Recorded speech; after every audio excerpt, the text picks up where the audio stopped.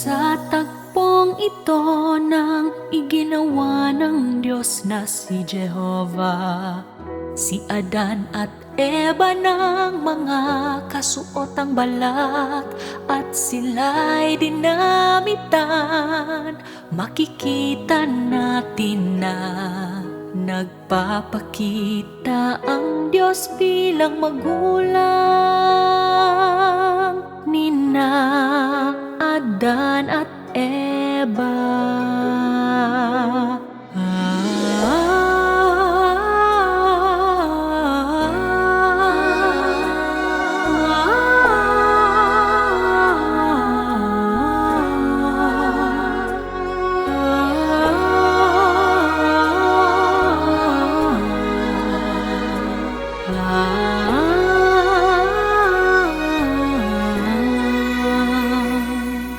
Nilikha ng Diyos ang dalawang taong ito at itinuring silang mga kasama niya.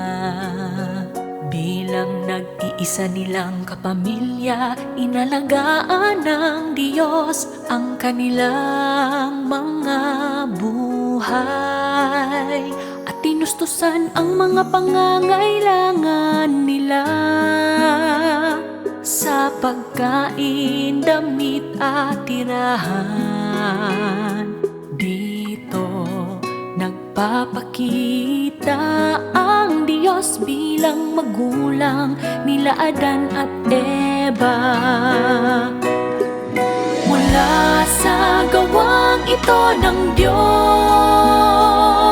hindi nakikita ng tao kung gaano katayog ang Diyos. Hindi niya nakikita ang kataas-taasang pangingibabaw ng Diyos, ang kanyang pagiging mahiwaga, at lalo nang hindi ang kanyang puot o pagiging maharlika.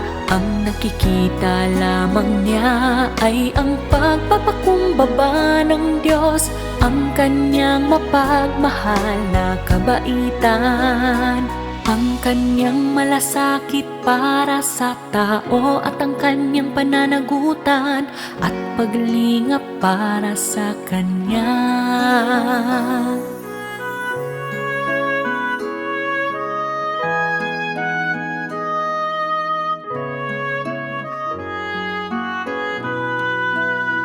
Ang saloobin at paraan ng pakikitungo ng Diyos kina Adan at Eva ay katulad ng pagpapakita ng malasakit ng mga magulang para sa kanilang mga anak. Ganito rin ang paraan ng pagmamahal, pag-aalaga at pagmamalasakit ng mga magulang para sa kanilang mga sariling anak na lalaki at babae. Totoo nakikita at nahahawakan. Sa halip na lumagay sa kanyang mataas at makapangyarihang posisyon, personal na ginamit ng Diyos ang mga balat upang gumawa ng damit para sa tao.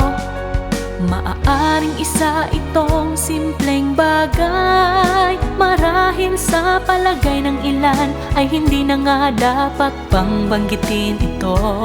Ngunit hinahayaan nito ang lahat ng sumusunod sa Diyos na dati ay puno ng malalabong imahinasyon tungkol sa Kanya, na magkaroon ng kabatiran sa Kanyang pagiging totoo at kaibig-ibig, at upang makita ang Kanyang katapatan at kababaang loob.